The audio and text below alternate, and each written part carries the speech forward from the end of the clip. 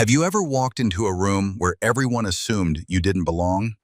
Keep watching. What these battle-hardened SEALs didn't know about the quiet woman they just humiliated would shake their entire world. The California sun hadn't yet cleared the Pacific horizon when Alexandra Thorne stepped through the gates of Naval Amphibious Base Coronado. 27 years old, 5'3", with blonde hair pulled back in a regulation bun so tight it could have been carved from stone. She wore standard Navy BDUs, battle dress utilities, without a single patch, no insignia, no rank, just fabric and purpose.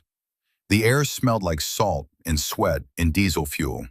Somewhere in the distance, the rhythmic crack of rifle fire echoed from the range. This was SEAL Team 3's compound. This was hallowed ground. Senior Chief Dalton Briggs spotted her first, 44 years old, weathered by 18 years in the teams, with a face that looked like it had been carved from desert sandstone. Iraq, Afghanistan, Syria. He stood with his arms crossed, watching this small woman approach his ready room. "You've got to be kidding me," he muttered. Petty Officer First Class Jameson Drake, call sign Wraith, looked up from the rifle he was cleaning. 31 years old, former Ranger Regiment, the best sniper Team 3 had produced in 5 years. "That's the new assignment?" "Apparently," Briggs spat into the dirt, "straight from Warcom. No background file, just orders that say, integrate her into the platoon." Petty Officer Brennan McCourt, sledge to everyone, stood 6'2" and looked like he'd been assembled from spare bulldozer parts. Brooklyn accent thick enough to stop bullets. He grinned, but it wasn't friendly. "Diversity hire, gotta be." The Navy had been making noises about integration for years. Fine words for PowerPoint presentations. Different story when you had to trust someone with your life in a firefight at 3 in the morning. Alexandra reached the ready room door and stopped. She didn't knock, just stood there, duffel at her feet, hands loose at her sides, waiting. Briggs walked over. Up close, she was even smaller, maybe 120 pounds. He'd carried rucksacks that weighed more. "You're the new assignment?" "Yes, Senior Chief." Her voice was quiet. Controller. No tremor, no defiance, no eagerness, just acknowledgement. "You got a name?" "Thorne. Alexandra Thorne." "Rate?" She hesitated for just a fraction of a second. "Undesignated." Briggs' eyebrows rose. Undesignated meant no rating, no specialty. It meant she was something else entirely, something they didn't want him knowing about. He didn't like mysteries. "Well, Thorne, welcome to Team 3. We've got standards here. You'll meet them or you'll wash out. No special treatment." "Invest?" "Yes, Senior Chief." "Good. Drop your gear. We start PT in 30 minutes. She picked up her duffel and walked past him.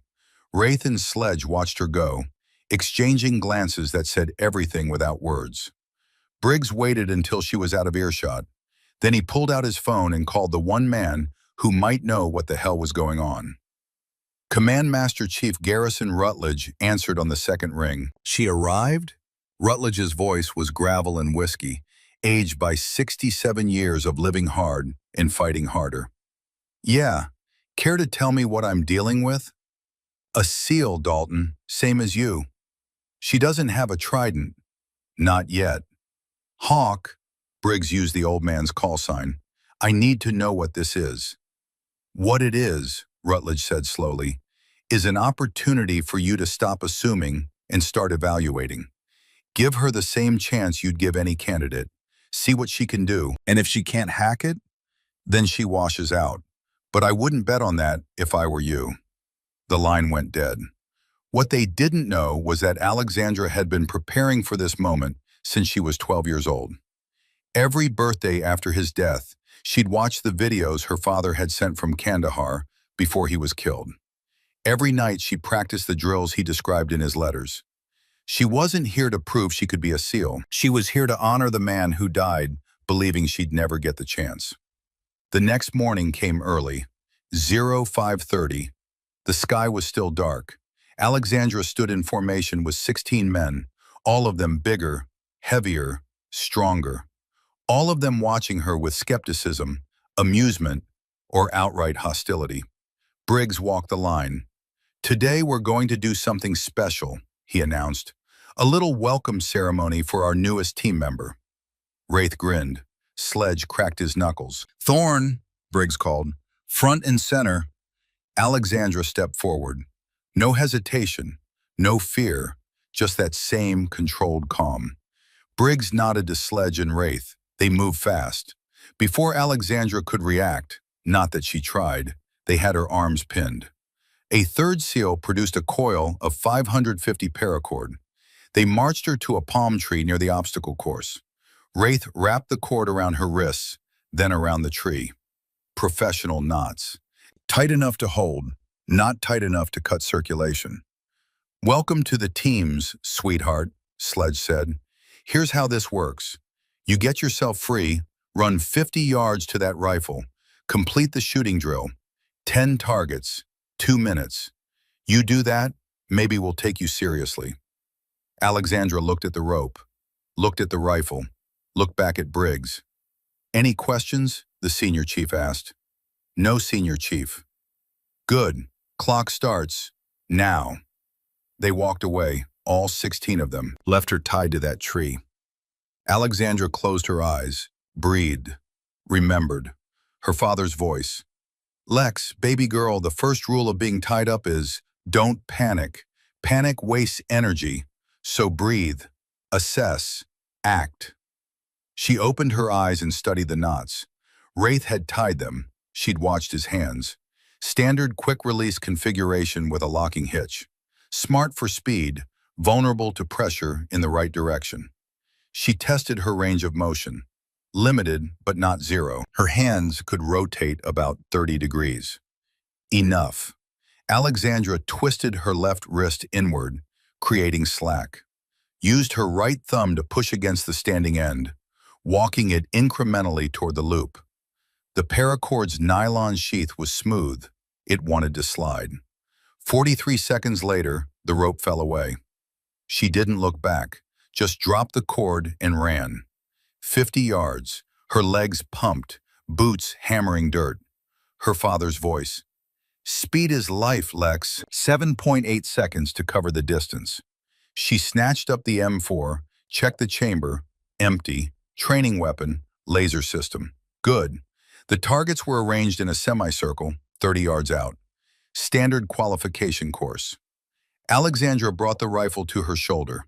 M4A1 carburetor, 14.5 inches of barrel. She'd fired 10,000 rounds through weapons exactly like this.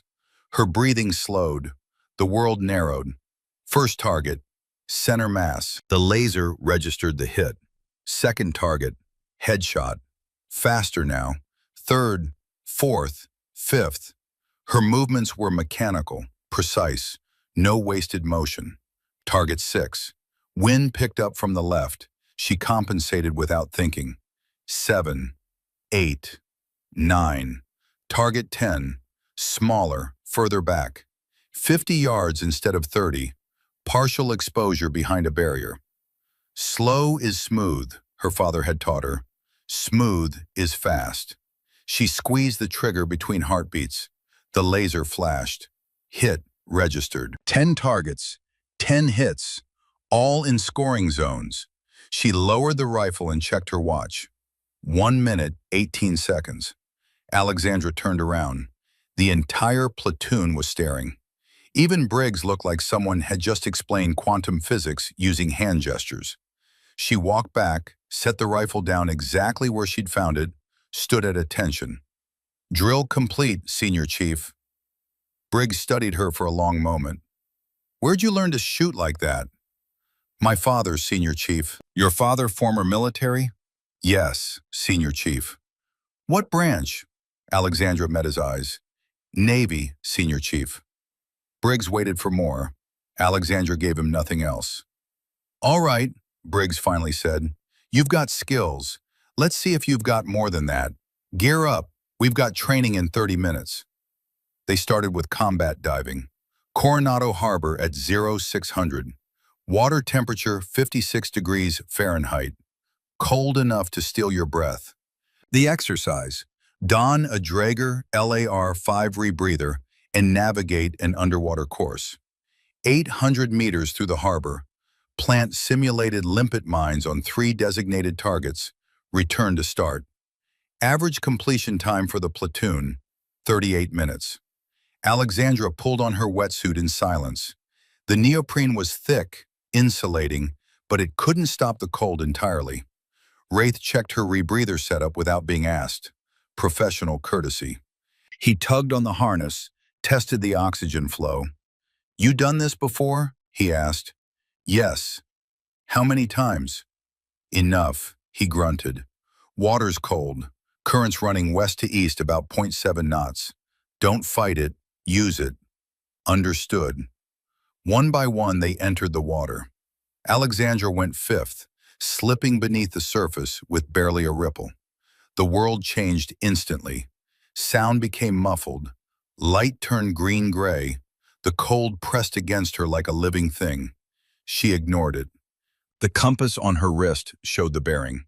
270 degrees. She followed it, her body moving in smooth undulation. This was about endurance, not speed. About maintaining control when your body screamed to surface. 15 minutes in, she found the first target. A steel plate anchored to the harbor bottom, painted fluorescent orange. She attached the simulated mine and moved on. The second target was deeper, 40 feet down. The pressure increased. Her ears popped. The cold intensified. She cleared her mask, adjusted her buoyancy, kept moving. 23 minutes elapsed. Third target. She nearly missed it. Visibility was down to 8 feet, silt stirred up by current. But there, orange flash in the murk. She planted the mine, checked her compass, started back. Her legs burned. Her lungs felt strained. The cold had worked deep into her core. She ignored that too. Surfaced at the designated exit point 28 minutes after she'd entered the water. Pulled herself onto the dock with arms that trembled from exertion. Briggs was waiting with a stopwatch. 28 minutes, 14 seconds. All 3 mines placed correctly. 10 minutes faster than platoon average meant something. They both knew it. Alexandra pulled off her mask. "Request permission to warm up, Senior Chief." "Granted. Report to the ready room in 1 hour. We've got CQB drills." Behind her, Wraith approached Briggs. 28 minutes. I've done this course maybe 100 times. My best is 31. Briggs watched Alexandra disappear into the building. "I know. So who the hell is she?" "I'm starting to wonder that myself." The close quarters battle house sat at the edge of the compound. Narrow hallways, multiple rooms, pop-up targets that could be friendly or hostile. Fractions of a second to decide. The teams called it the kill house. Alexandra stood at the entrance with a Sig Sauer P226, 9mm, 15-round magazine, the standard SEAL sidearm. The weight was familiar. She'd put more rounds through weapons like this than she could count. Briggs laid out the parameters. 14 rooms, 22 hostile targets, 8 civilians. You engage the hostiles, avoid the civilians. Time limit, 3 minutes. Questions? Rules of engagement, Senior Chief. 2 to the chest, 1 to the head if needed. Hostiles won't go down easy. Neither will you. Ready. Go. Alexandra moved through the door like smoke. First room opened to her left. She swept it with the pistol, finger indexed along the frame. 2 targets, both armed, both emerging from cover. Her finger moved to the trigger. 2 shots, controlled pair, center mass on target 1. Pivot, 2 shots, target 2. Both down. Total time, 1.3 seconds. Hall, clear. Second room, doorway partially blocked. She sliced the pie, clearing angles incrementally. Civilian target, hands up, no weapon. She held fire. Third room, hostile behind a desk, using a civilian as a shield. Difficult shot. Alexandra adjusted her stance. Exhaled. The target's head was visible, Maybe a 3-inch window between the civilian's shoulder and edge of cover. One shot, headshot, hostile down, civilian unharmed. She moved deeper. Her boots made almost no sound. Her breathing was controlled, rhythmic, every movement deliberate. Room 4, 2 hostiles, 1 civilian. The civilian was closer, partially blocking her lane of fire. She went low, dropped to one knee, engaged under the civilian's arm line. 2 shots, first hostile. Rose, pivoted, 2 shots, second hostile, both down. The rooms blurred together, target after target, each decision made in the space between heartbeats. Her father had taught her this too, in dry fire drills in their garage when she was 16. CQB is like music, Lex. Feel the tempo, move with the beat, but never rush. Final room, 3 hostiles, 2 civilians. The hostiles were spread out, triangulated. Professional setup. Alexandra read the geometry instantly. Engaged the closest hostile first, most immediate threat. 2 shots, down. The other 2 opened fire. Simunitions. She felt one impact her vest, another miss by inches. She pivoted, dropped into a crouch behind minimal cover, a concrete pillar maybe 8 inches wide. Not enough to hide her, but enough to break their aim point. Engaged hostile 2 from her crouch. 2 shots, down. Hostile 3 was moving, repositioning. Smart. She tracked his movement, led him by maybe 6 inches, fired. 2 shots, both hit. Silence. She cleared the room one more time, verified all threats down, safed her weapon. Stepped out of the kill house. Briggs was staring at his stopwatch like it had personally insulted him. 1 minute, 57 seconds. 22 hostiles engaged, 22 hits, 0 civilian casualties. He looked up. The platoon average is 2 minutes, 41 seconds. Our best shooter, he nodded at Wraith, runs it in 2:04. Alexandra said nothing, just stood there, weapon at low ready. Where did you train? Briggs asked again. Home, Senior Chief. My father set up a range. Your father must be one hell of an instructor. He was, Senior Chief. Was, past tense. Briggs caught it but didn't push. All right, we've got one more test today. Night operations, sniper qualification. Report to the range at 1900 hours. Dismissed. Alexandra turned to go. Thorne, she stopped, turned back. You're good, better than good. But good alone doesn't make you a SEAL. We'll see if you've got the rest. Yes, Senior Chief. Night had fallen over Coronado when Alexandra reported to the sniper range. 1,000 yards of California desert, marked at intervals with steel targets. The air had cooled to 52 degrees. Wind blowing steady from the west at 14 miles per hour. Quarter moon hanging in clear sky. Perfect conditions for what they had planned. Wraith was waiting with a rifle case. He opened it, revealing a Mark 13 Mod 7. 300 Winchester Magnum, 27-inch barrel, Schmidt in Bender scope, capable of hitting man-sized targets at 1,500 yards in the right hands. You qualified on long range? He asked. Yes. How far? 1,000 yards, sometimes farther. He grunted. This test is 5 targets at 1,000. Low light conditions, night vision and illuminated reticle. Wind's your biggest challenge. 5 shots, you need 3 hits to pass. Most shooters needed 10 shots or more to get 3 hits under these conditions. Wind drift at 1,000 yards with this caliber was over 40 inches. Temperature affected bullet velocity. Humidity affected air density. 100 variables, each critical. Alexandra took the rifle, felt its weight, its balance, checked the scope mounting, the bolt action, the trigger pull. Everything was properly configured. She settled into prone position behind a shooting mat. This would take time. Rushing long-range shots was guaranteed miss. Target 1 is at 975 yards, bearing 095 degrees, Wraith said. Engage when ready. Alexandra looked through the scope. Night vision painted the world in shades of green. The target was a 12 by 12-inch steel plate, barely visible. She pulled out a small notepad and pen, started calculating. Wind value at 1,000 yards with .300 Win Mag, 220 grain projectile, 47 inches drift. Hold 4.7 mils right. Wraith's eyebrows rose. She was doing the ballistics math out loud, working through variables like simple arithmetic. Temperature is 52 Fahrenheit, 20 degrees below my zero temperature. Velocity drop approximately 15 feet per second. Additional drop 4 inches at this range. Compensation, .4 mils up.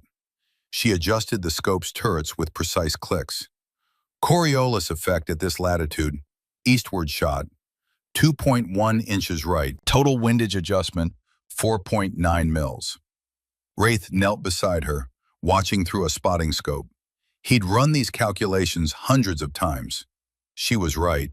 Every number, every adjustment, perfect. Alexandra settled behind the rifle, controlled her breathing, felt the rhythm of her heartbeat, waited for the space between beats where the world went still, squeezed the trigger. The rifle kicked. The suppressor muted the blast to a loud crack. Downrange, the steel plate rang. Kit, center mass. Holy shit, Wraith muttered. Target 2, Alexandra said calmly. Range and bearing? 1,025 yards, bearing 110. She recalculated, adjusted, fired, ring, hit, target 3, target 4, target 5, 5 shots, 5 hits, all within a 3-inch group at ranges exceeding 1,000 yards in low-light conditions with variable wind. When she finished, Alexandra safed the rifle and stood up, brushed dust from her uniform. Wraith stared at her like she just performed magic. Nobody shoots like that. Not without years of advanced training. Scout sniper school, minimum. I had a good teacher. Your father again. Yes. Who was he? Really? Alexandra looked at him. In the moonlight, her eyes were shadows. Someone who believed I could do this. That's all that matters. Across the range, half hidden in shadows near the equipment shed, Command Master Chief Garrison Rutledge watched her go. 67 years old, and he'd been doing this work since before Alexandra was born. He'd seen thousands of operators, trained hundreds, deployed with the best of the best. And watching her walk away from that range, he saw William Thorne, saw the same economical gait, the same quiet confidence, the same absolute competence that came from 10,000 hours of practice distilled into moments of perfect execution. Wolf, he whispered to the night, your daughter is everything you said she'd be. He pulled out his phone, typed a quick message to Briggs. Give her the real test. She's ready. The next 72 hours were a blur of training, day operations, night operations, maritime insertions, helicopter fast rope training, demolitions, medical drills. Every skill that separated SEALs from regular infantry, every competency that took years to develop, Alexandra demonstrated with quiet, methodical precision. She didn't boast, didn't showboat, just performed when called upon, then stepped back. Sledge was the first to crack. On the third day, during a breaching exercise, he pulled her aside. Look, I need to know, are you some kind of prodigy? Because this isn't normal. Alexandra checked her breaching charge, 2 pounds of C4 configured in a linear-shaped charge. I didn't pick it up fast. I've been training since I was a kid. Why? Because it mattered to someone I loved. She placed the charge, armed it, stepped back. Fire in the hole! The explosion was sharp, controlled. The door disintegrated. The breach was perfect. Sledge stood there, covered in dust and smoke, and decided he liked this quiet woman who could blow things up with surgical precision. On the 4th day, orders came through. Briggs assembled the platoon at 0600, everyone in full gear. The atmosphere was different now, tense, focused. Gentlemen, Briggs said, then paused, looked at Alexandra. And Thorne, We've got tasking from JSOC, real-world operation, Colombia. He pulled up satellite imagery, jungle, dense canopy, a compound in a clearing. Two American DEA agents were captured by a cartel 3 days ago. Intel suggests they're being held here, 35 clicks from the Venezuelan border. We've also learned the agents' families were with them. 4 hostages total. 2 adults, 2 children, ages 9 and 7. The room went quiet. Children changed everything. The cartel is planning to transfer the hostages to FARC remnants in 48 hours. After that, they disappear. Our mission is direct action. Get in, secure the hostages, get out. Time on target, less than 30 minutes. He looked around the room. This is not a training exercise. This is real-world combat. Anyone who's not ready, speak now. No one spoke. Good. We deploy in 6 hours. Get your gear squared away. Dismissed. As the platoon filed out, Briggs called Alexandra back. Thorne, this is your first actual combat deployment. Are you solid? She met his eyes. Yes, Senior Chief. Because if you freeze up out there, people die. Americans die. Kids die. I understand, Senior Chief. Do you? Because understanding and executing under fire are 2 different things. Alexandra's voice didn't change. Still calm, still controlled. My father taught me that fear is normal, that every operator feels it. The difference is whether you let it control you or you control it. I won't freeze. Briggs studied her for a long moment, then nodded. You'll be with Bravo team. Follow orders, stay sharp, come home alive. Yes, Senior Chief. 6 hours later, they were wheels up in a C-130, flying south toward Colombia. Alexandra sat in the cargo bay with her gear secured, her weapon between her knees, her mind going through pre-combat rituals, checking equipment, reviewing the mission brief, visualizing the objective. She pulled a small photo from her pocket, worn at the edges from years of handling. A man in his 30s, wearing desert camouflage, trident pinned to his chest, strong jaw, kind eyes. Her father, Master Chief William Thorne, taken somewhere in Afghanistan. She traced the outline of his face. I'm here, Dad, she whispered, like you wanted, like you taught me. The photo went back in her pocket. She closed her eyes, centering herself, breathing, preparing. The C-130's engines droned on, carrying them toward the jungle and whatever waited there. The Colombian jungle at night was alive with sound, insects screaming, howler monkeys roaring, the rustle of things moving through undergrowth. The air was thick, humid, pressing against your skin like a warm, wet blanket. Alexandra moved through it like a ghost. HAHO insertion. High altitude, high opening. They jumped from 25,000 feet, opened their chutes immediately, glided 12 miles through darkness. No sound except wind and breathing. She'd landed within 3 meters of the designated drop zone. Textbook, perfect. Briggs gave hand signals. Rally point established. Security perimeter set. Weapons check. Alexandra's M4A1 was exactly as she'd configured it. Suppressor attached. Trijicon ACOG scope. Infrared laser designator.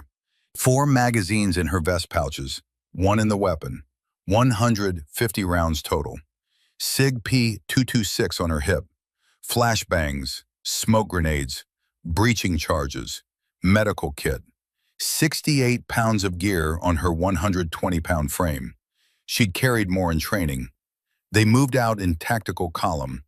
Wraith on point, Sledge second, Briggs third, Alexandra fourth. The rest strung out behind at 5-meter intervals. The jungle fought them every step. Vines grabbed at gear. Roots tried to trip you. Thorns tore at exposed skin. But they moved through it with practiced efficiency. 30 minutes in, Alexandra spotted something. Held up a closed fist, the universal signal to freeze. The entire column stopped instantly. She moved forward to where Sledge was about to take another step. Pointed down. A thin line stretched across the trail at ankle height, nearly invisible even with night vision. Fishing line, probably 30-pound test, rigged as a tripwire. Sledge stared at it. He'd walked right past it, would have hit it in another 2 steps.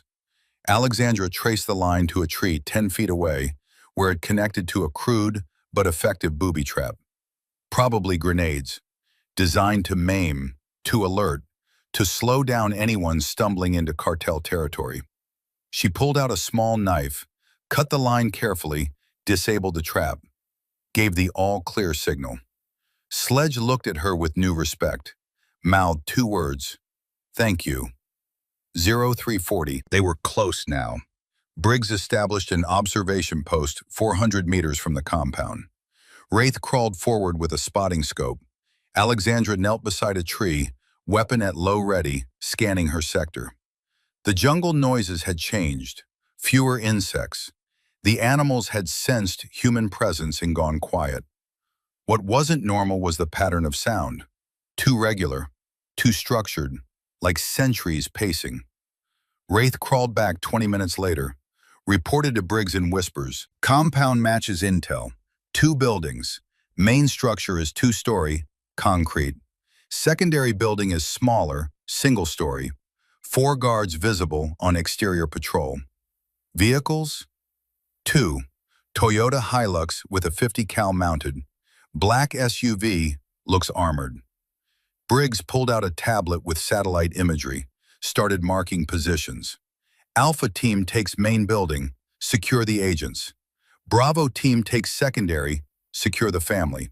Synchronized breach at 0400. Questions? Alexandra raised her hand. Briggs looked at her, surprised. Thorne? Permission to speak, Senior Chief. Go ahead. This plan won't work. The silence that followed was sharp enough to cut.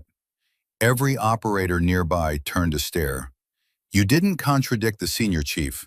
Not during mission planning. Briggs's voice was dangerously quiet. Explain. Alexandra pointed at the satellite image. Cartel behavior patterns are consistent across organizations. They separate high-value targets from leverage assets. The DEA agents are high value. They have information, training, resistance to interrogation. The family members are leverage, only useful as bargaining chips. Your point? If the family is in the secondary building, why does it have lighter security? 4 guards on the main building, only 2 visible on secondary? She traced a path on the tablet. Because the family isn't in the secondary building. She pointed to a smaller structure they dismissed as storage. They're here. Guard rotation shows 4-man team, excessive for storage. And look at the windows, bars on the inside, recently installed. That's a holding cell, not a warehouse. Briggs studied the image. So did the other team leaders. If Thorne's right, one of them said slowly, and we breach the main building first, the cartel will use the kids as bargaining chips, execute them to slow us down or force negotiation. Or they'll use them as shields, Wraith added. Kids are small, perfect cover. Briggs looked at Alexandra. You've studied cartel tactics? Yes, Senior Chief. Los Espectros specifically. They've used this pattern in 4 previous operations. Separate the valuable from the leverage. Make you choose which to save first. How do you know this? I read the intelligence reports, Senior Chief. All of them. Including the classified ones from DEA operations over the past 3 years. Briggs' eyes narrowed. Reading classified DEA reports required clearance levels a brand new SEAL shouldn't have. But this wasn't the time to interrogate her. Recommendations? Simultaneous assault on all 3 buildings, but the small structure gets priority extraction. We secure the children first, evacuate them immediately, then support the main assault. If the cartel knows we have the kids, they lose their leverage. They'll fold faster or run. It made tactical sense, cold, hard sense. But it also meant splitting the team thinner.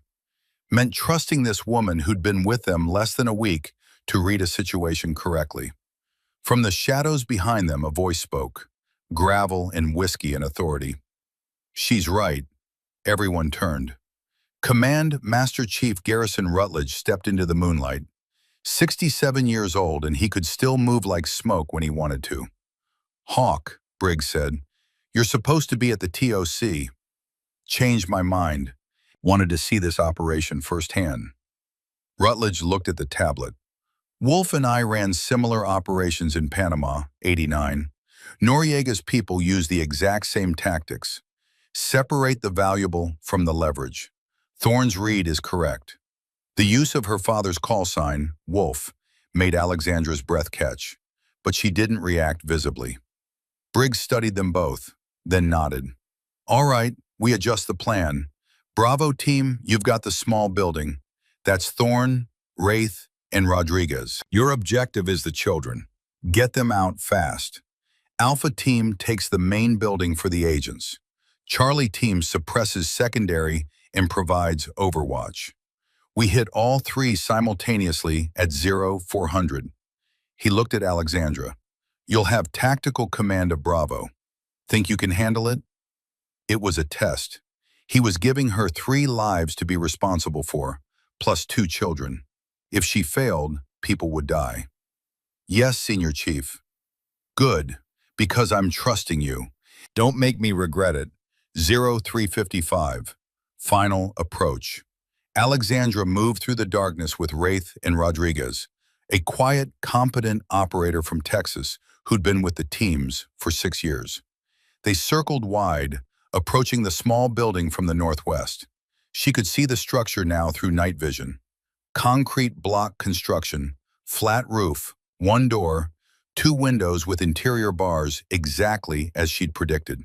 2 guards outside, both armed with AK pattern rifles. One smoking, the other checking his phone. Sloppy, unprofessional. These weren't soldiers, they were thugs with guns. Alexandra keyed her radio, whispered into the throat mic. "Bravo in position, 2 hostiles visible, entry point identified, awaiting execute." Briggs responded. "Alpha in position." Another voice. "Charlie in position." 30 seconds of silence. Alexandra counted her heartbeats, checked her weapon one more time, glanced at Wraith and Rodriguez. They were ready. The question was whether they could trust her to do hers. Briggs's voice cut through the night. "All elements, stand by, stand by, execute, execute, execute." The world exploded into controlled violence. Alexandra moved first, breaking from cover in a dead sprint. 20 meters to the door, the guards heard her coming, started to react. Wraith's suppressed M4 coughed twice. Both guards dropped. Headshots, clean. Alexandra hit the door without slowing. Locked. Rodriguez was already there with a breaching charge. Small amount of C4 configured to blow the lock without bringing down the structure. Couldn't risk collapsing the building on the kids. "Fire in the hole." The charge detonated, loud but focused. The door blasted inward. Alexandra went through before the smoke cleared, weapon up, scanning for threats. The interior was a single room, dim light from a battery-powered lantern. 4 cartel members, all turning toward the explosion, all reaching for weapons. She engaged the closest one. Double tap, center mass. He went down, pivoted, second target. He'd gotten his rifle up. She was faster. 2 rounds. Down. Rodriguez came through behind her, took the 3rd target. The 4th one was smart. He'd moved behind the children. 2 small figures huddled in the corner, bound and gagged, eyes wide with terror, using them as shields. Alexandra's rifle was already tracking him. She had a shot, just barely. 3 inches of skull visible between the girl's shoulder and the edge of his body. At this range, maybe 8 feet, with adrenaline pumping and children in the line of fire, it was the kind of shot that could haunt you forever if you missed. "Suelta el arma," she said in Spanish. "Drop the weapon." The man screamed something, probably threats. The AK-47 in his hands was shaking. Wraith was off to her left, trying to get an angle. Rodriguez to her right, same problem. The man had positioned himself perfectly. Only Alexandra had the shot. her father's voice in her head. Calm, steady. When the shot matters most, Lex, that's when you slow down. Breath, sight picture, trigger press. The fundamentals don't change just because the stakes are high. She exhaled halfway, let the rifle settle, found the tiny window between innocent and hostile, felt the trigger break clean and smooth. One shot. The man's head snapped back. He fell. The children screamed through their gags. Clear, Alexandra called. She was already moving to them, slinging her rifle, pulling out a knife to cut their bonds. Bravo has the packages. 2 children, both mobile, no visible injuries. The little girl, 9 years old according to the brief, dark hair, tear-streaked face, stared at Alexandra like she was an angel or a demon. English? Alexandra asked gently. The girl nodded. My name is Alex. I'm an American soldier. We're here to take you home, but I need you to be very brave and very quiet. Can you do that? Another nod. The boy, 7, same dark hair, same terrified eyes, clutched his sister's hand. Alexandra cut their bonds, checked them quickly for injuries. Nothing serious. Dehydrated, scared, but physically intact. Rodriguez, take point. Wraith, rear security. I'll cover the kids. We moved to the rally point, fast and quiet. They exited the building into chaos. The main compound was a firefight. Muzzle flashes in the darkness. The rapid hammering of automatic weapons. Shouts in Spanish. The deeper bark of American rifles. Alpha Team had hit resistance. The DEA agents were in the main building, but the cartel had more fighters than expected. Alexandra keyed her radio. Bravo has packages secure, moving to rally point. Negative, Briggs responded. His voice was strained. Gunfire in the background. Alpha is pinned down. 2nd floor, northeast corner. We need support. She looked at the children, looked at Rodriguez and Wraith. The rally point was 400 meters east. The kids would be safe there. But Alpha Team was in trouble.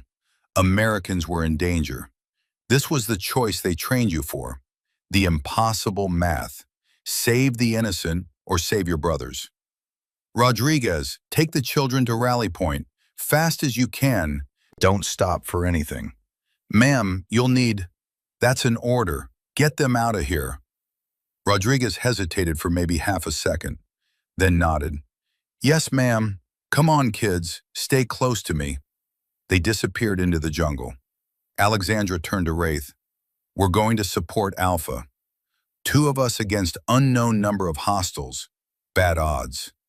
Yeah, but they're our brothers. Wraith grinned. It wasn't a nice expression. Then let's go make the odds worse for the bad guys. They moved toward the main building, using cover, staying low. The firefight was intense. Cartel fighters were everywhere. 15, maybe 20. Some were professional, ex-military, based on movements and fire discipline. Others just spraying bullets. Alexandra and Wraith reached the south wall. Briggs's voice crackled over the radio. Taking fire from multiple positions. Can't reach the packages. They're locked in a 2nd floor room. We breach. We're walking into a kill zone. Alexandra scanned the building.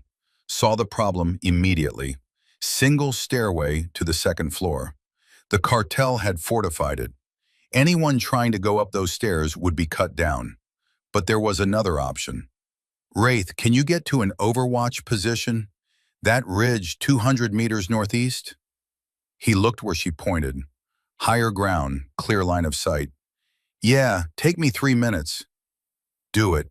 When you're in position, start taking out targets, primary to anyone covering that stairway. What are you going to do? Find another way in. She didn't wait for his response.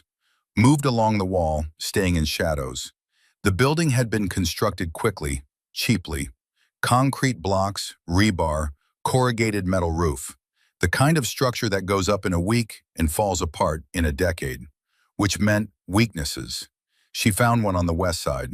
A window, 1st floor, bars across it, but the frame looked rusted, poorly maintained. She pulled out a multi-tool, worked at the screws. They were corroded, Stripped. She pried harder. The frame gave way with a metallic screech. She froze. Listened. Nobody came running. The firefight was too loud for anyone to notice one small sound. Alexandra removed the bars, opened the window, slipped inside. The interior was dark. She switched her night vision to thermal mode. Heat signatures bloomed in reds and oranges. 3 hostiles on the first floor, all focused on the firefight outside. They hadn't heard her enter. She moved through the room, looked like a kitchen, abandoned food on a table, and reached the stairway.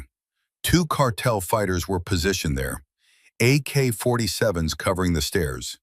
Anyone coming up would walk into crossfire. Over the radio, Wraith whispered, "In position. I've got eyes on the compound. Targets at the base of the interior stairway, west side. Can you see them?" "Negative. No angle through the windows." "Stand by." Alexandra studied the geometry. The 2 guards were focused outward, expecting assault from the front. She was behind them, interior, with clear line of sight. 2 targets, maybe 15 feet away. Both alert, weapons ready.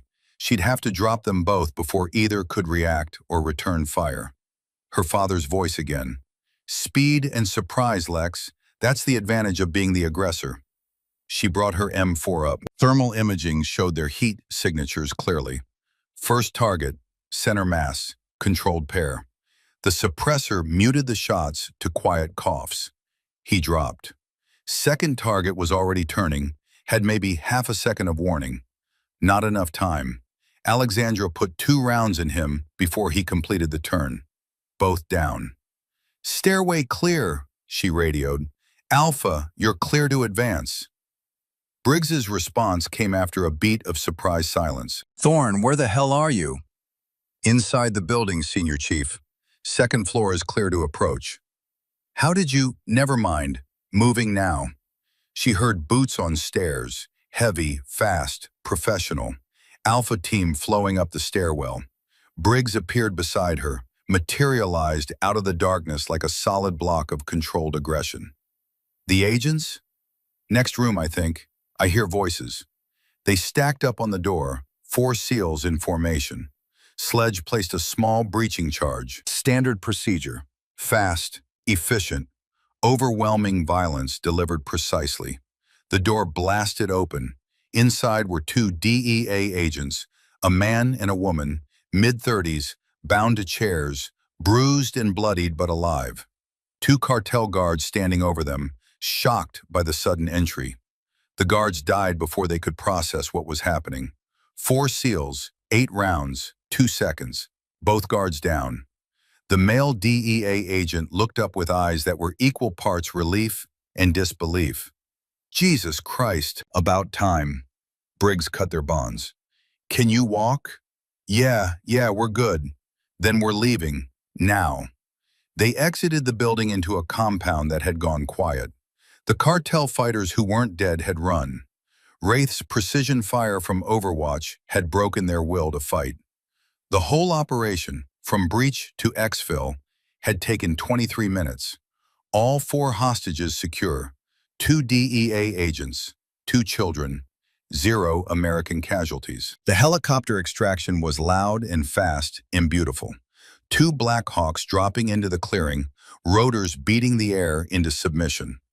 Alexandra was the last one on the bird, making sure everyone else was loaded first.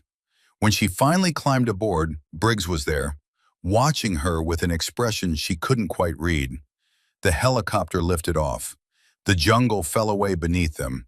Columbia receded into the darkness. Inside the cargo bay, the 2 DEA agents sat with shock blankets around their shoulders. The children were with Rodriguez, who was being surprisingly gentle, speaking softly in Spanish. Briggs sat next to Alexandra, had to shout to be heard over the rotors. "That was the most reckless, tactically brilliant thing I've seen in 20 years. She looked at him. "Which part, Senior Chief?" "All of it. Changing the plan, taking command of Bravo, entering that building alone. You could have gotten killed a dozen different ways. But I didn't." "No, you didn't."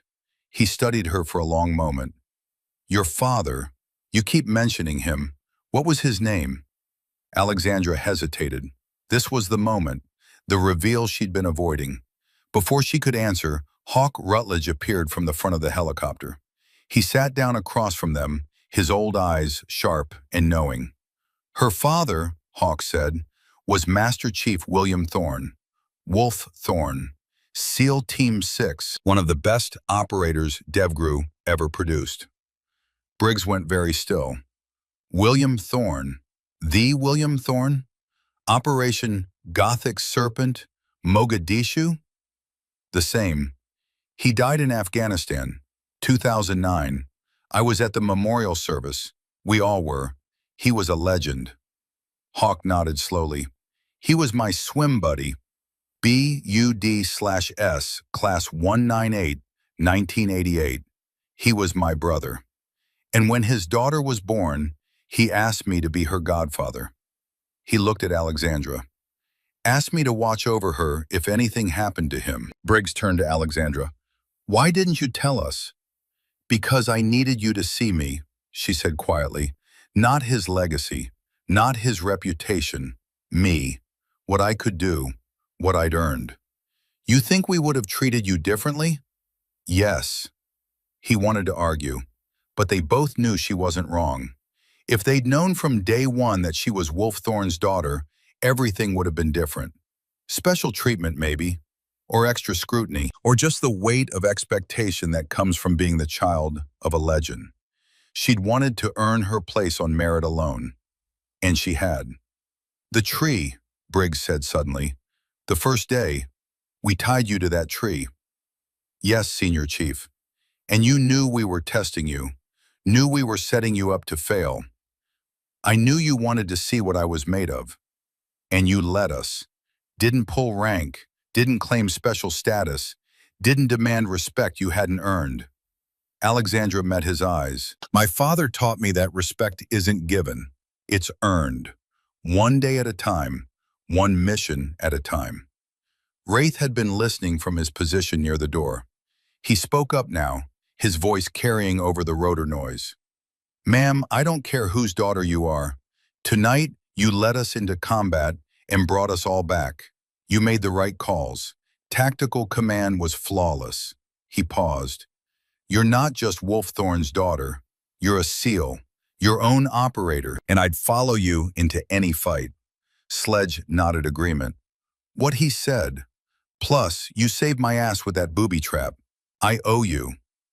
Other operators echoed the sentiment. Quiet affirmations, nods of respect. Briggs extended his hand. Welcome to the teams, Commander Thorne. For real this time. Alexandra shook it. Thank you, Senior Chief. Although, Briggs added, I have to say you're way more trouble than I expected. Changing plans mid-mission. Going solo into hostile buildings. Making me look bad. She almost smiled. I learned from the best. Yeah, you did. He glanced at Hawk. Wolf would be proud. Hawk's voice was rough, with emotion he didn't try to hide. He is proud. Wherever he is, I guarantee it. The helicopter flew on through the Colombian night, carrying them toward the forward base, toward debriefing, toward the next mission. But something had changed. Alexandra Thorne was no longer the unknown quantity, no longer the outsider. She'd proven herself in combat. She'd led men under fire and brought them home. She'd earned what her father had earned decades before, the right to wear the trident, the right to call herself a SEAL. 48 hours later, back at Coronado, Alexandra stood in the administrative building with orders in her hand. Report to Naval Special Warfare Command Headquarters, San Diego. Eyes-only meeting. Admiral Preston Burkhardt. She'd never met the man. Hawk saw her reading the orders. You know who Burkhardt is? No. He commanded SEAL Team 6 from 2006 to 2009. He was Wolf's commanding officer. He was there when your father died. Alexandra's hands tightened on the paper. What does he want with me? I don't know, but when an admiral summons you personally, you go find out. The next morning, Alexandra drove to Warcom headquarters. Modern building, all glass and concrete. She checked in at security, was escorted to a conference room on the third floor. Admiral Preston Burkhart was 71 years old, retired 3 years ago, but apparently recalled for special consultation. He had the weathered look of a man who'd spent decades in the sun and salt, the hard eyes of someone who'd made life-and-death decisions and lived with the consequences.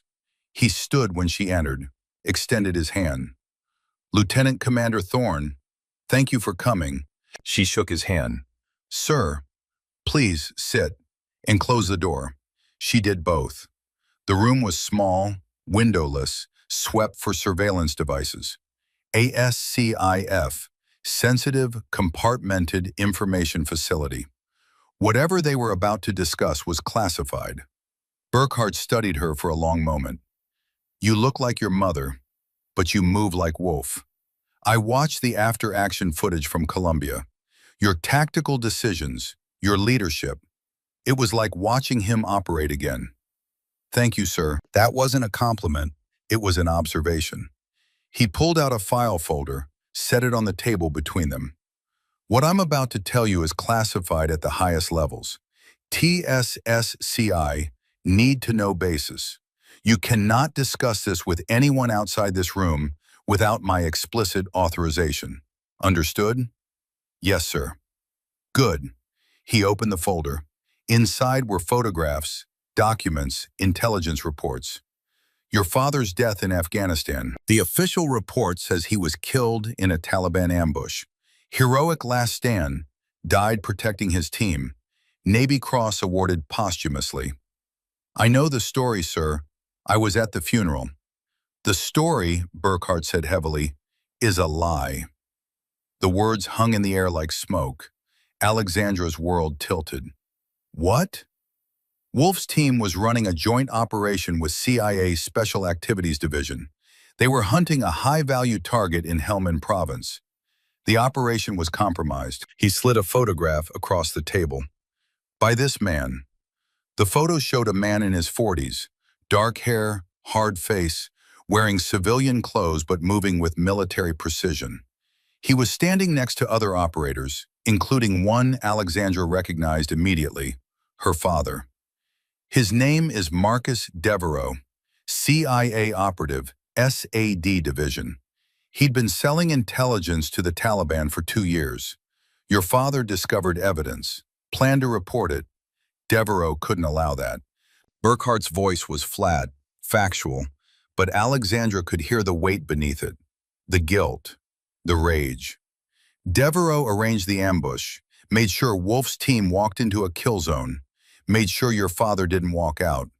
Then he filed the after-action report, painting himself as the lone survivor of a heroic but doomed mission." Alexandra's hands were shaking. She pressed them flat against the table to hide it. "You knew this. You knew and you did nothing." "I suspected. I didn't know." "Not with certainty. Not with proof." Burkhart's face was carved from stone. "I tried to investigate, hit walls everywhere. CIA protected their own. The evidence was buried. Witnesses were reassigned or retired. I couldn't prove what happened without getting more good people killed." "So you just let him get away with it?" "Yes, and it's haunted me every day for 15 years. He met her eyes. "I'm sorry. I failed your father. I failed you." Alexandra wanted to scream, wanted to flip the table, break something, hurt someone, wanted to do anything except sit here and accept that her father had been murdered, and nobody had done anything about it. But she was a SEAL. SEALs controlled their emotions, channeled their rage into purpose. "Why are you telling me this now?" Burkhart slid another document across.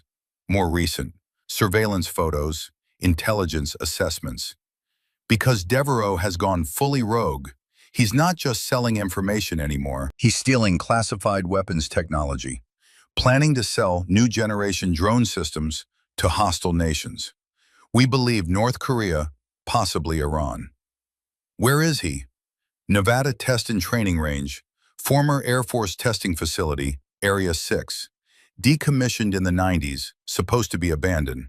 but we have satellite confirmation of activity. Devereaux has converted it into a private compound. Security force of 12 to 15, all former special operations, ex-Delta, Rangers, possibly a few SEALs who went bad. Alexandra studied the photos. Why can't JSOC hit it, or CIA recover their rogue asset? Politics. Devereaux has insurance, classified documents, recordings, evidence of CIA operations that were never approved. If he goes down, he takes a lot of people with him, people in very high places. Burkhart's voice turned hard. The official position is that Devereaux is too valuable to eliminate. That negotiation is the only option. But you don't believe that. I believe he murdered your father and has been profiting from treason for 15 years. I believe he needs to face justice. He paused. But I can't order that. I'm retired. I have no authority. All I can do is provide information to someone who might be willing to act on it. Understanding dawned. You want me to go after him, off the books. I'm not ordering you to do anything. I can't.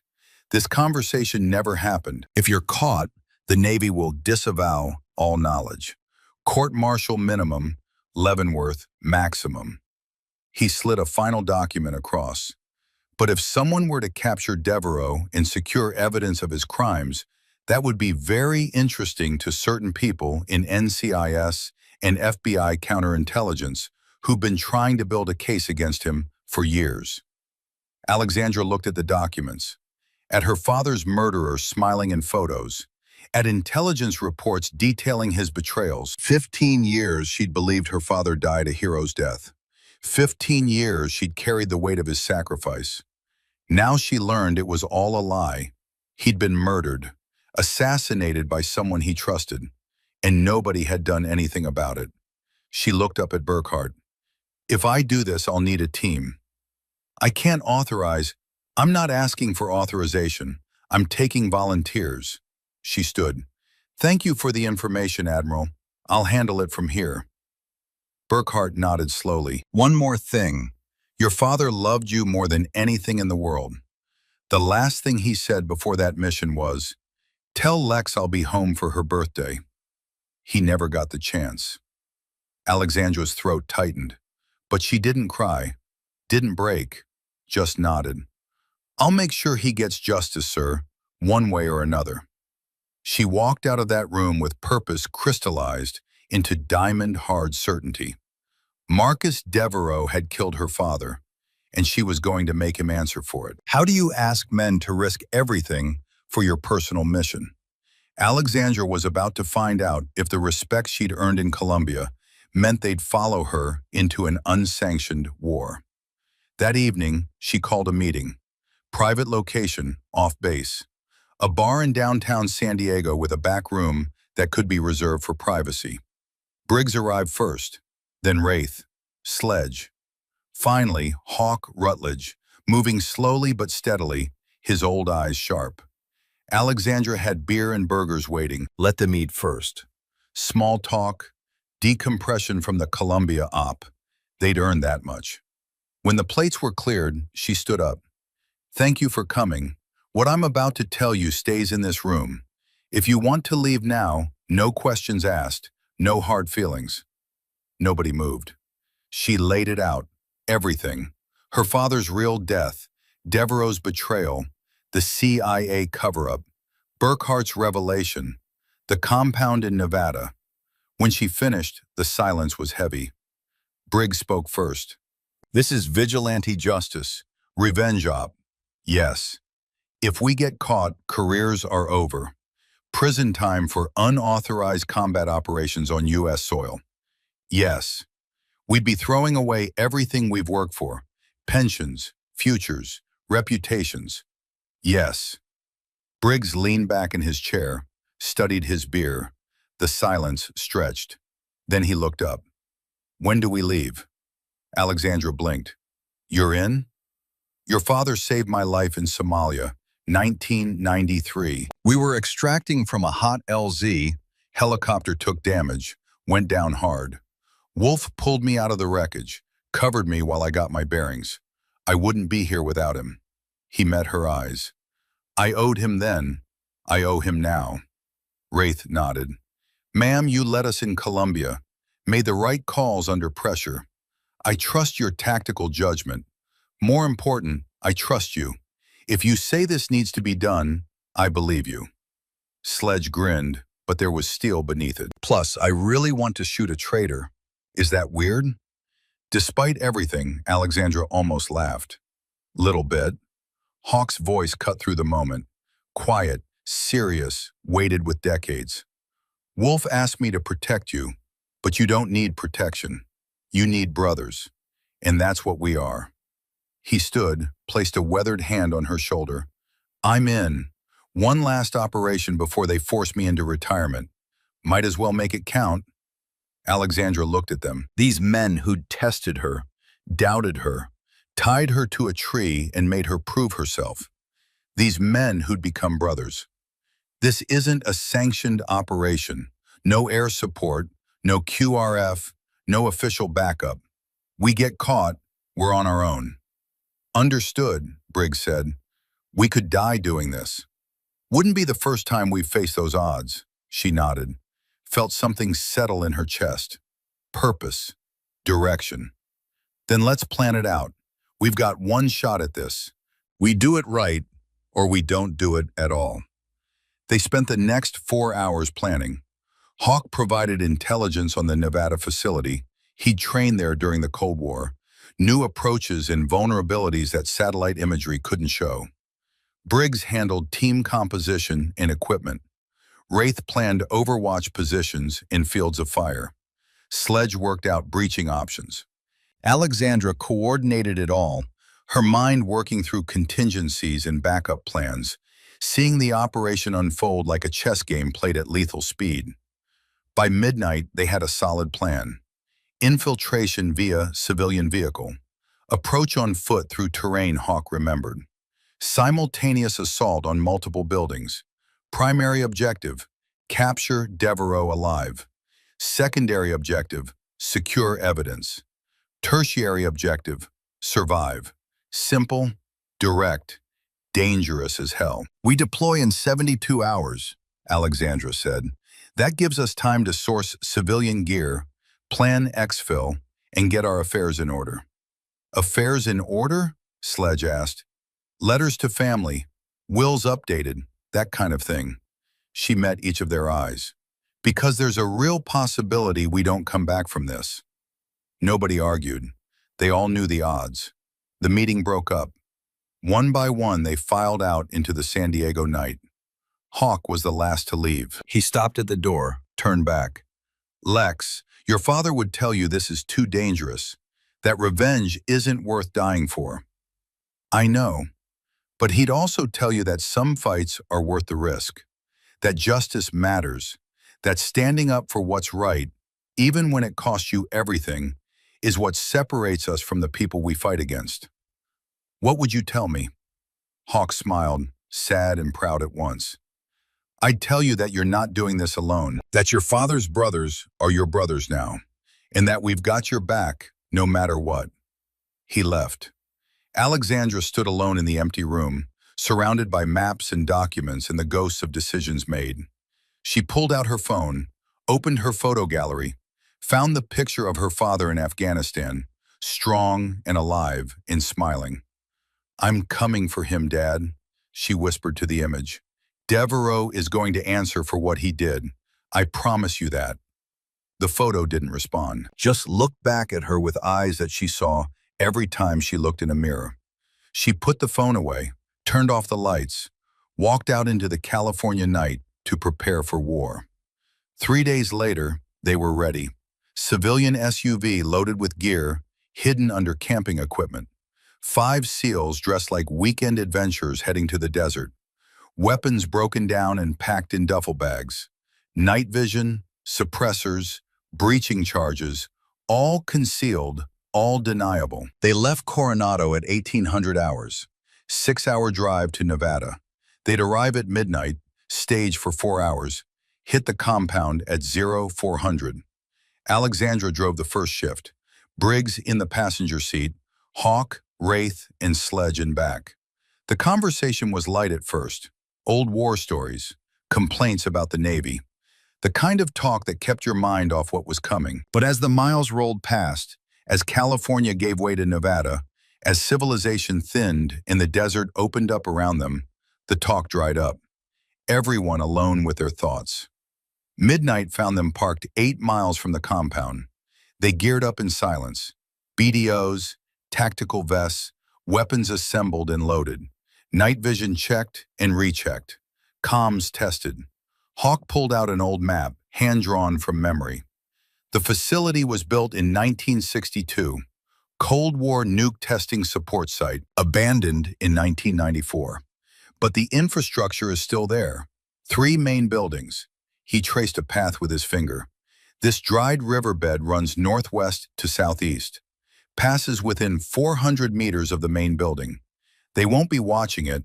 Nobody remembers it exists except old-timers like me. How do you know it's still there? Wraith asked. Flash floods could have changed the terrain.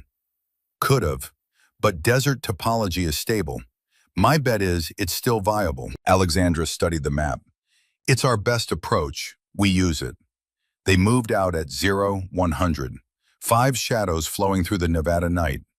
The desert was alive with small sounds.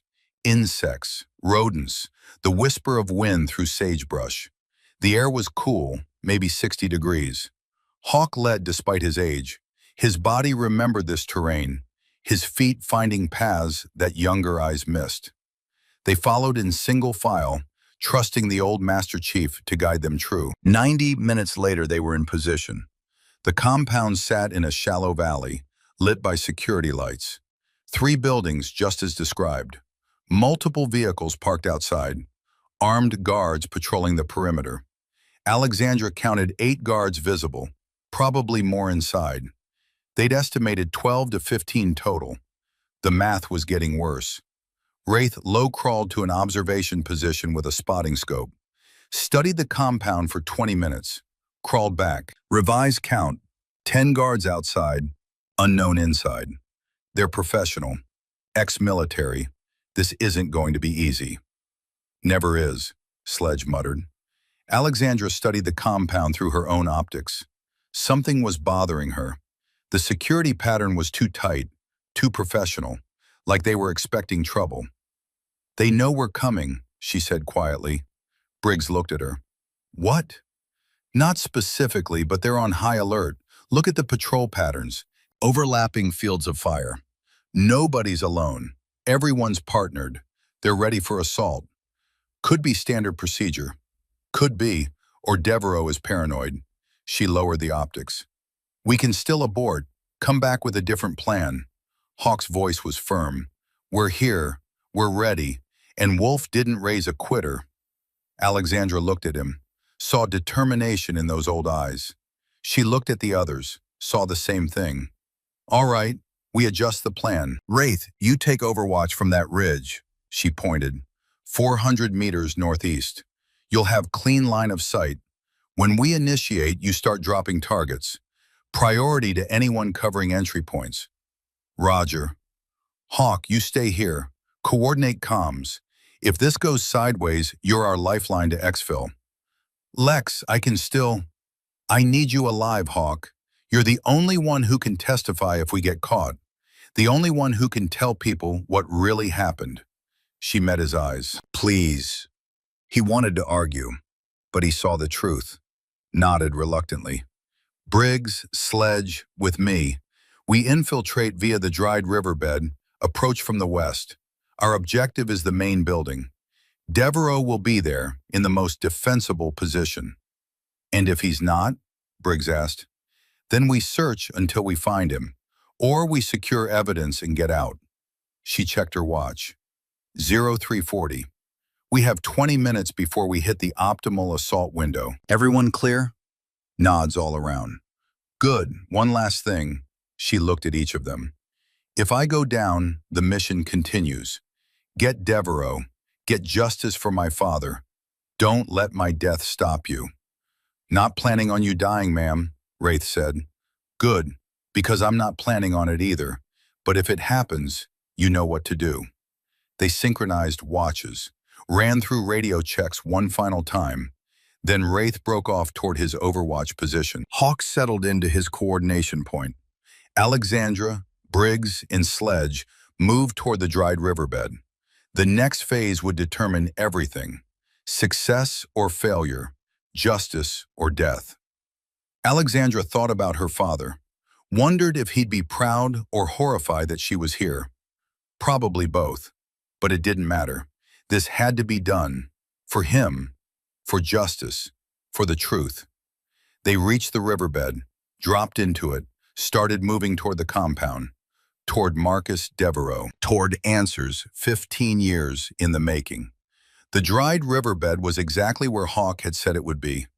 A scar in the desert floor, maybe 8 feet deep, 30 feet wide, running straight as an arrow toward the compound. Perfect concealment. Alexandra moved through it like smoke, Briggs and Sledge behind her. They covered ground fast, the sandy bottom muffling their footsteps. 400 meters, 300, 200. At 100 meters they stopped, took position behind the lip, peered over carefully. The compound was close now. Too close. They could hear the guards talking in low voices, smell cigarette smoke on the wind. Alexandra checked her watch. 0358, 2 minutes. She keyed her radio, whispered into the throat mic. Bravo in position, standing by. Wraith's voice came back. Overwatch in position. I've got eyes on 10 hostiles. Clear shot on 6 of them. Hawk responded from the coordination point. Acknowledged. Execute on my mark. 60 seconds. Alexandra's heart was pounding. Adrenaline singing in her veins. This was it. No turning back. She glanced at Briggs. He gave her a thumbs up.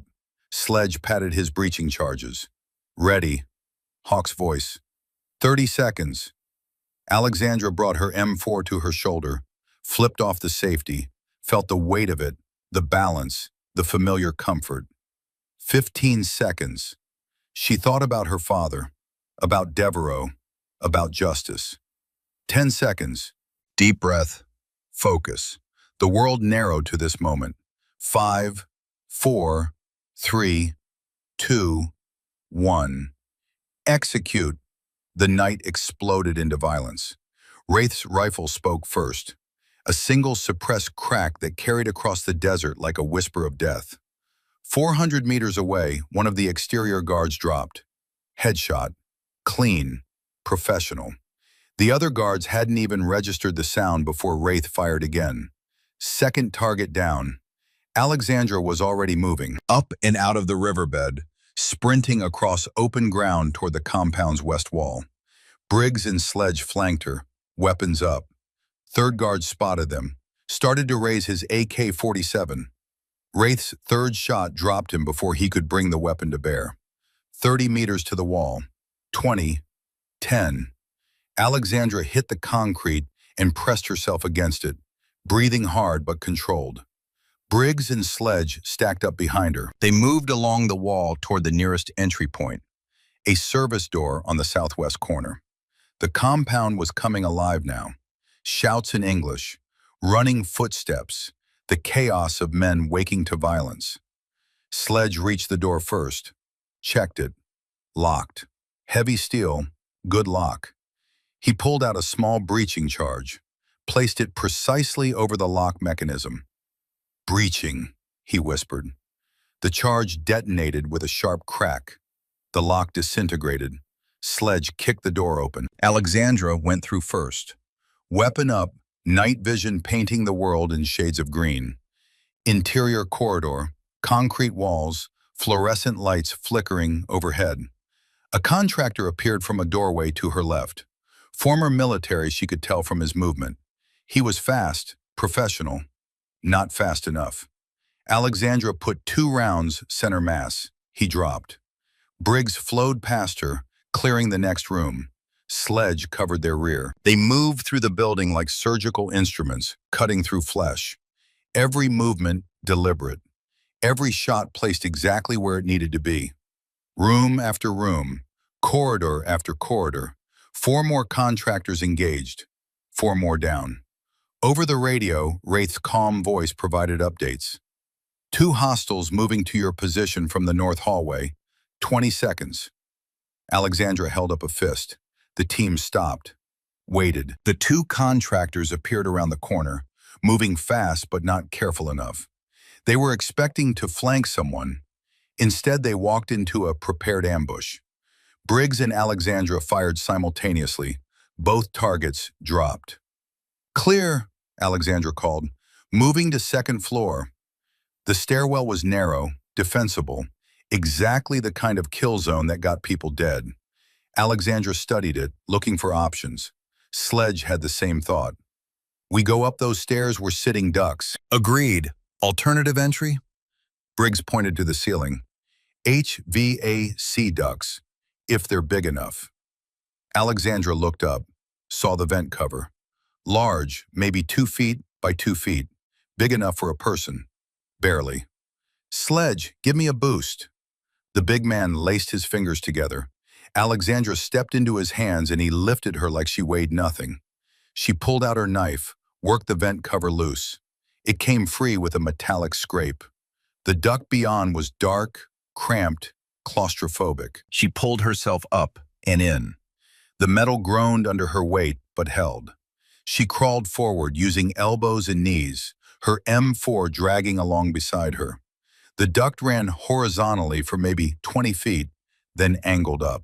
She followed it, moving as quietly as possible. Metal wasn't made for stealth. Every movement produced small sounds. She just had to hope the chaos outside masked them. Another vent cover ahead. Light spilling through the slats, she peered through. Second floor corridor. Empty. But she could hear voices from nearby rooms. Men shouting orders. The sharp metallic sound of weapons being loaded. They were organizing, getting ready for a coordinated defense. She needed to move fast. Alexandra worked the vent cover loose from inside, pushed it out carefully. It clattered to the floor with a sound that seemed impossibly loud. She froze, waited, listened. Footsteps approaching, heavy boots on tile, someone coming to investigate. She positioned herself in the duct opening, weapon ready. A contractor appeared, mid-30s, beard, tactical vest, AR-15. Former Delta, if she had to guess. He saw the vent cover on the floor, started to look up. Alexandra dropped out of the duct directly onto him. They went down in a tangle of limbs. His rifle clattered away. Alexandra got her forearm under his chin, applied pressure. Rear naked choke, properly executed.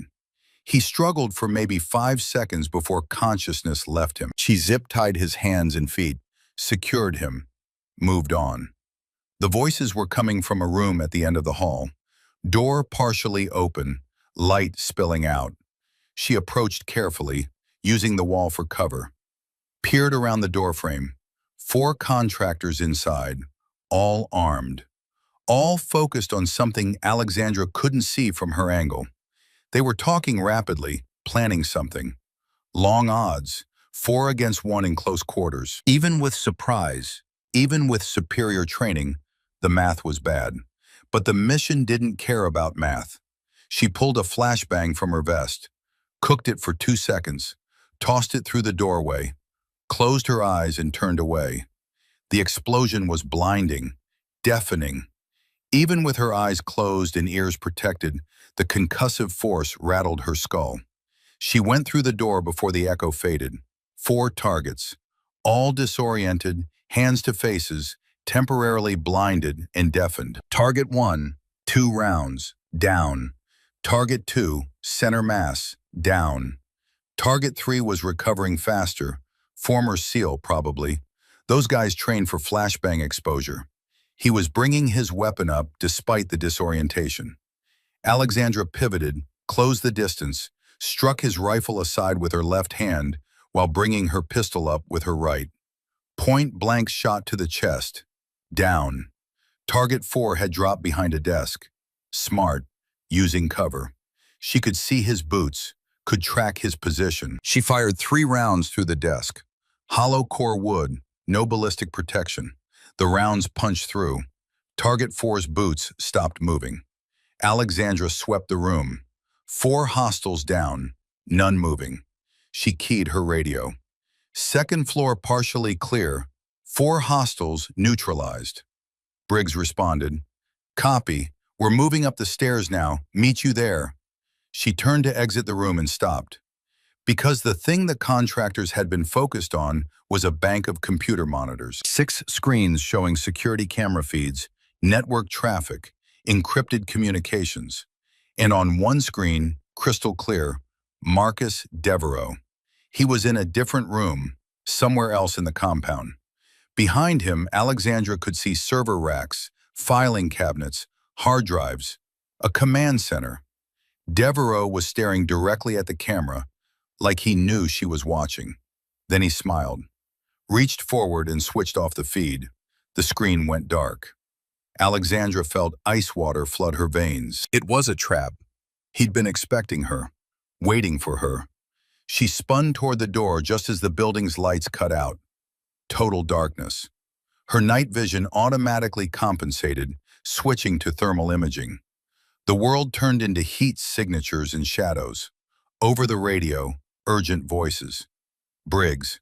We've lost power. Switching to NVGs. Hawk from the coordination point. I've lost camera feeds. Going blind. Wraith. Still have visual on exterior. 3 hostiles moving toward a small outbuilding, northeast corner. Looks like they're setting up a defensive position. Alexandra processed the information in seconds. Devereaux had cut the power deliberately. He was in that outbuilding. He was going to make a run for it. She keyed her radio. All elements, primary target is in the northeast outbuilding. He's preparing to exfil. We need to move now. On our way, Briggs responded. Alexandra ran. Through the dark corridors, down the stairs, through rooms she'd cleared minutes before. Her night vision turned everything into ghostly green shapes. She hit the exterior door at full sprint, burst out into the compound. Gunfire erupted immediately. Rounds snapped past her head, impacted the wall behind her. She dove left, rolled, came up behind a concrete barrier. The defensive position Wraith had mentioned. 3 contractors were dug in there, using good cover, laying down suppressive fire. Wraith's voice. Reaper, I've got angle on 2 of them, taking shots. His rifle cracked twice. 2 of the 3 contractors dropped. The 3rd one adjusted position, found better cover. Smart. Professional. Alexandra assessed the geometry. The outbuilding was 60 meters away. Between her and it, the 3rd contractor, open ground, and probably more hostiles she couldn't see yet. Bad odds getting worse. She keyed her radio. Sledge, I need a distraction. Something loud. On it. 10 seconds later, the night lit up orange. Sledge had detonated something, probably a breaching charge on a vehicle's fuel tank. The explosion was massive, spectacular, drawing every eye in the compound. Alexandra ran. 60 meters. Her legs pumped, boots hammering dirt. Rounds chased her, but she was moving, zigzagging, making herself a hard target. 40 meters. The 3rd contractor spotted her, swung his weapon around. Wraith's rifle spoke. The contractor's head snapped back. He dropped. 20 meters. The outbuilding's door was closing. Someone inside trying to seal it. Alexandra hit the door with her shoulder. It flew open. She tumbled inside, rolled, came up with her weapon ready. The interior was small. Single room. Server racks lining the walls. A desk covered in hard drives and documents. A man crouched behind the desk. Marcus Devereaux, 58 years old, gray hair, hard eyes, Glock 19 in his hand. They stared at each other across maybe 15 feet. Lieutenant Commander Thorne, he said. His voice was calm, conversational. You look just like your mother, but you move like William.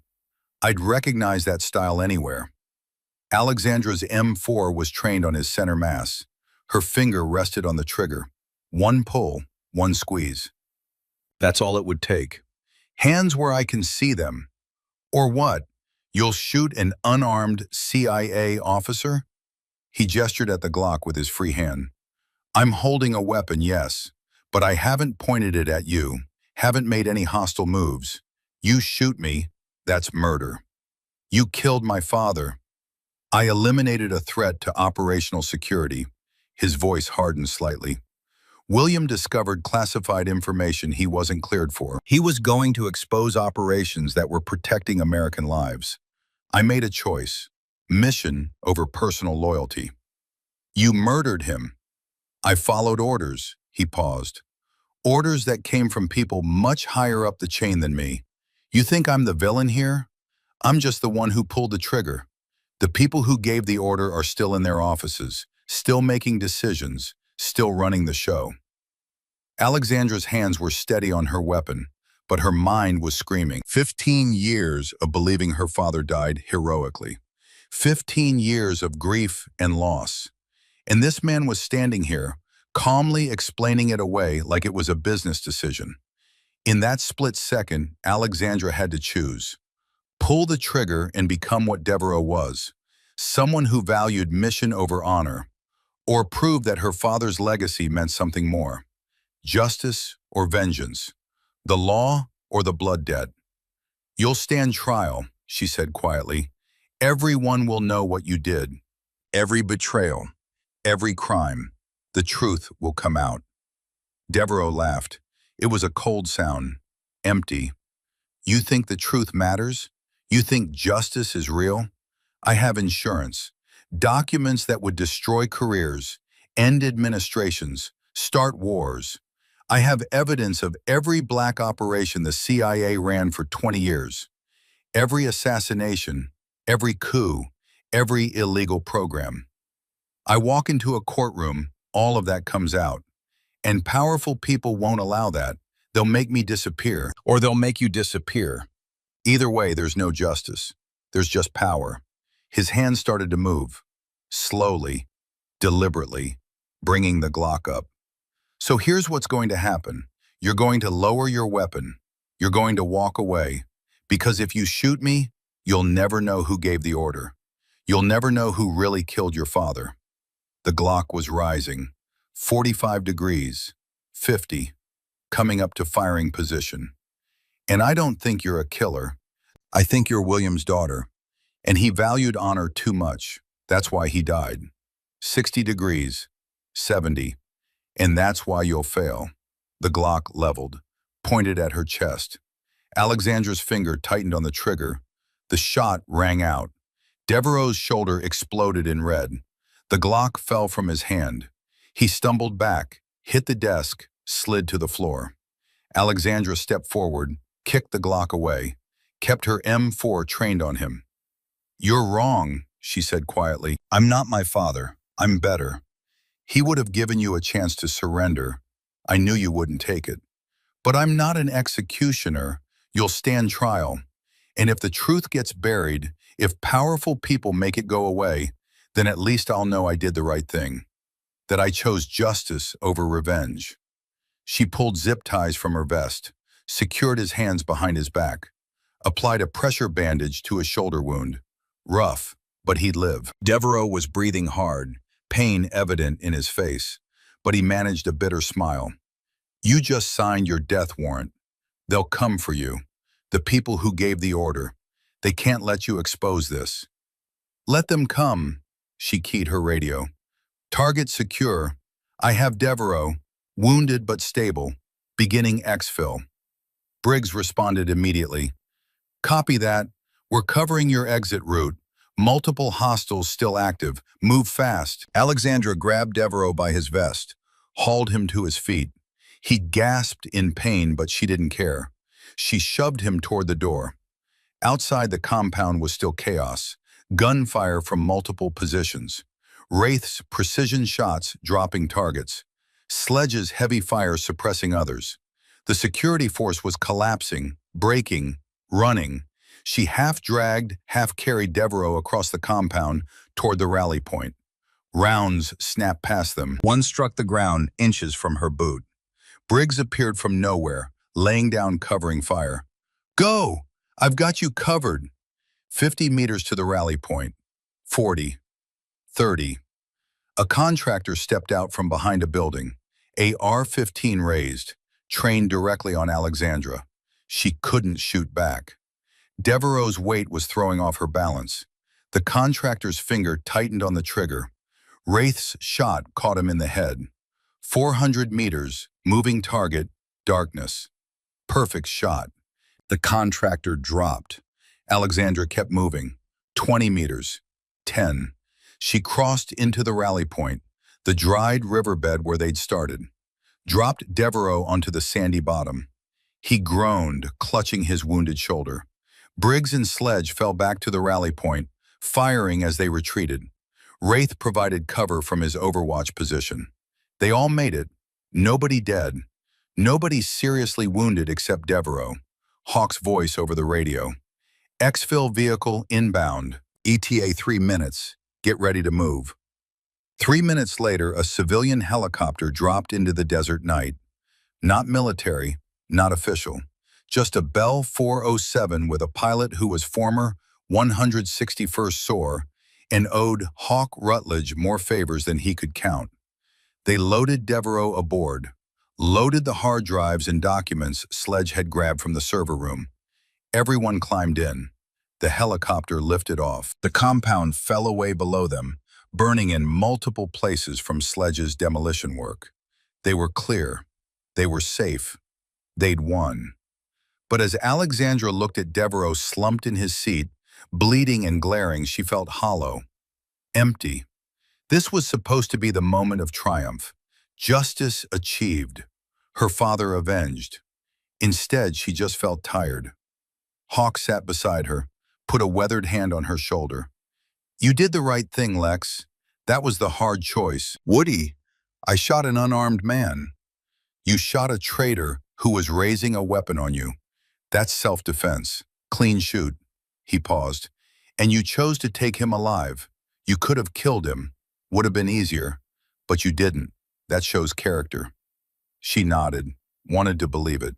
The helicopter flew on through the Nevada darkness, carrying them toward San Diego, toward safety, toward whatever came next. 48 hours later, Alexandra stood in a sterile room at NCIS headquarters in San Diego.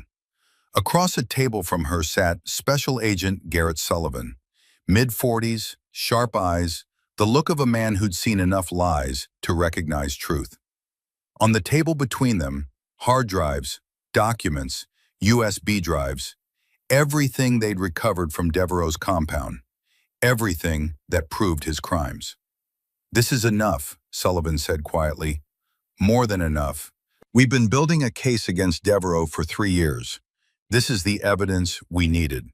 He said he has insurance, documents that would expose classified operations. He does, and we'll deal with that, but he's not untouchable. Not anymore. Sullivan leaned forward. Your father deserves justice. William Thorne deserves his name cleared. This evidence makes that possible. What about the people above Devereaux, the ones who gave the order? Sullivan's face darkened. That's more complicated. If what Devereaux says is true, if the conspiracy goes as high as he claims, then prosecuting everyone involved would be nearly impossible. Too many powerful people, too much political blowback. So they get away with it. Some of them probably, but not all, and not forever. Once this investigation becomes official, once we start pulling threads, things have a way of unraveling. He met her eyes. Your father's official record will be amended. Posthumous Medal of Honor recommendation is already in the works. His death will be reclassified from KIA in combat to KIA in the line of duty, murdered by a traitor. That's not enough. No, it's not, but it's what we can do. And it's more than we had before you took this risk. Alexandra sat back, felt the weight of it all. They'd succeeded. Devereaux was in custody, evidence secured. Her father's name would be cleared. But the people ultimately responsible, the ones who'd given the order, who'd covered it up, most of them would never face consequences. That was the reality of justice in a world run by power and politics.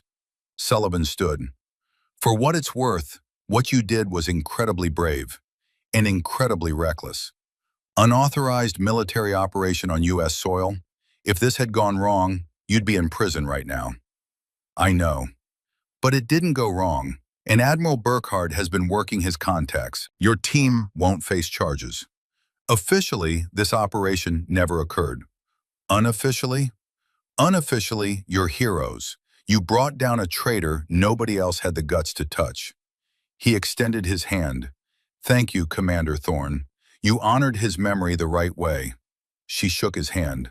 I hope so. 1 week later, the official announcement came through military channels. Master Chief William Wolfe Thorne, killed in action in Afghanistan in 2009, was being awarded the Medal of Honor posthumously.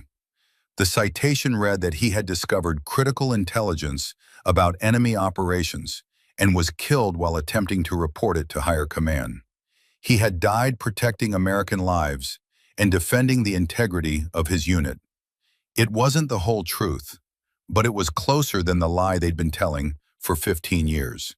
The ceremony was held at Arlington National Cemetery on a cold December morning. Full military honors. The SEAL community turned out in force, hundreds of tridents glittering on dress uniforms. Alexandra stood at her father's grave, the same grave she'd visited countless times, but with a new headstone now, one that included the Medal of Honor citation. Admiral Burkhardt presented her with the medal, shook her hand, whispered, "He deserved this," and so much more. After the ceremony, after the speeches and the salutes, the crowd dispersed. Alexandra stood alone at the grave. Not quite alone. Hawk Rutledge approached slowly. Dressed in his full uniform for the first time in years, ribbons covering his chest, trident polished to mirror brightness. He stood beside her in silence for a long moment. I kept my promise, he said finally. Watched over you, tried to protect you. You did more than that. You believed in me, stood with me when it mattered most. That's what brothers do. He looked down at the grave. Wolf and I made a lot of promises to each other, most of them about getting each other home safe. I failed him in Afghanistan, wasn't there when he needed me. That's haunted me for 15 years. But his daughter, his voice cracked slightly, his daughter brought his killer to justice, cleared his name, made sure the world knows he was a hero. You became exactly what he hoped you'd be. Alexandra felt tears on her cheeks, didn't bother wiping them away. I miss him. Every day. I see him in every sunrise, every training op, every time I put on the uniform, and I wonder what he'd think of who I've become. Hawk put his arm around her shoulders. He'd think you're exactly what a SEAL should be. Strong, brave, honorable, someone who makes the hard choices and lives with the consequences. Someone who doesn't quit, doesn't give up, doesn't leave brothers behind. They stood there together as the December wind blew cold across the cemetery. Thousands of white headstones marching in perfect rows, warriors who'd given everything. Somewhere in that vast field of sacrifice, William Thorne finally rested with honor restored. 2 weeks after the ceremony, official orders arrived. Lieutenant Commander Alexandra Thorne was being transferred. New assignment, new unit.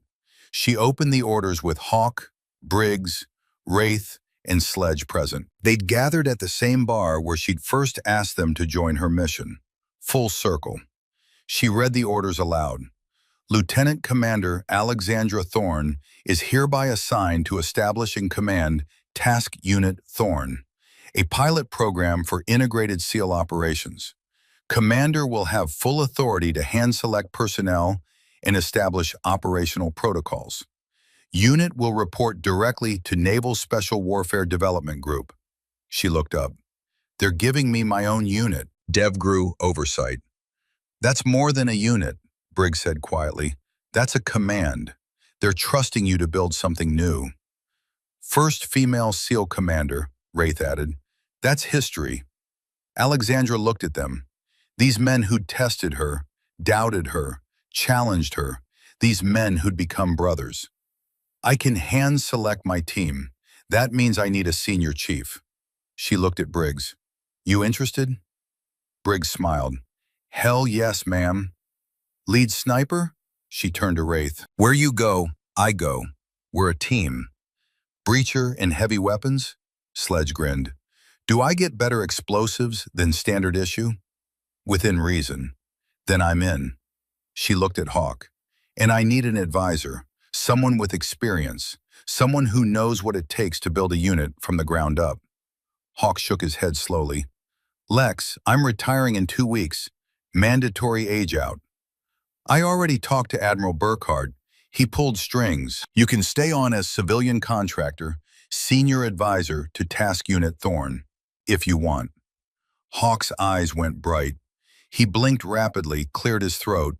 Yeah, I want that. Good, because I need you. Not just for tactical expertise, for keeping me honest, for reminding me what my father stood for. She paused. For being family. They raised glasses. Beer, not champagne. SEALs didn't do champagne. To Task Unit Thorn, Briggs said. To Wolf, Hawk added quietly. They drank. And in that moment, Alexandra felt something she hadn't felt since her father died. She felt like she belonged. 6 months later, Task Unit Thorn was operational. 14 SEALs total. Mix of experienced operators and younger talent. Some were skeptical at first. Taking orders from a woman was new, untested. But Alexandra didn't demand their respect. She earned it. One training evolution at a time. One mission brief at a time. They deployed 3 times in the first 6 months. Syria, Yemen, Somalia. Every mission successful. Every objective met. 0 casualties. The unit developed a reputation, not for being female-led, for being effective, for getting the job done right. And slowly the skepticism turned to respect. The doubt turned to trust. They became a team, a brotherhood that transcended gender, that focused on competence and character. Exactly what Alexandra had wanted. Exactly what her father would have expected. 1 year after her father's Medal of Honor ceremony, Alexandra stood on Coronado Beach at dawn. Task Unit Thorn ran behind her in formation. The cadence call echoed across the sand. Who are we? We are SEALs. What do we do? We fight together. Why do we fight? For those who can't. How do we win? As one team, one fight. Alexandra led from the front, her legs pumping, her breath steady. The sun rose over the Pacific, painting the sky in oranges and golds. The iconic silhouette of Hotel del Coronado stood against the horizon. This place where SEALs were made, where warriors were forged, where her father had trained before her. She felt his presence here, in the sand beneath her boots, in the salt air, in the rhythm of the run. She heard his voice in her head, not teaching anymore, not instructing, just proud. You did it, Lex. You made your own path, built your own legacy. She smiled, pushed harder. The team kept pace with her, matching her stride for stride. In that moment, she wasn't William Thorne's daughter anymore. She was Lieutenant Commander Alexandra Thorne. SEAL Team Commander, leader of warriors, someone who'd earned her place through sweat and blood and sacrifice. Someone who'd proven that belonging isn't inherited, it's earned, one mission at a time, one brother saved at a time, one legacy built brick by brick. Behind the running formation, standing on the beach with hands in his pockets, Hawk Rutledge watched them go. 68 years old now, too old to run with them anymore, but still present, still watching over Wolf's daughter like he'd promised. He pulled out his phone, opened his photo gallery, found a picture from 1988. 2 young men, fresh out of BUD/S training, exhausted and triumphant.